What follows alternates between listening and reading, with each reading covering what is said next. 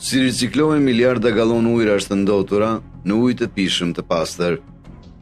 A e keni imagjinuar ndonjëherë se gota e ujit që pini çdo ditë mund të ketë dalë diku nga një tualet? Ideja tingëllon tronditëse në fillim. Megjithatë ajo përfaqëson një nga arritjet më të përparuara të teknologjisë moderne të trajtimit të ujit. Në mjediset e specializuara, ujërat e zeza nga tualetet, lavamanët dhe dushet nuk hidhen. Në vend të kësaj, ato hyn në një sistem rigjenerimi plotësisht të mbyllur.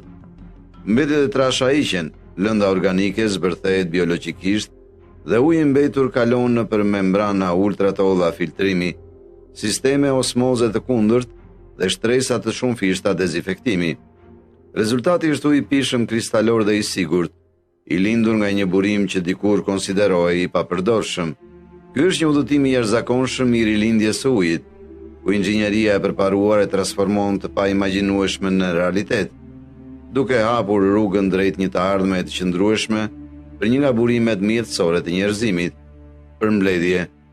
Uji i pastër nuk është vetëm një domosdoshmëri jetësore për jetën, ai është bërë gjithashtu një nga industritë më të vlefshme në botën moderne.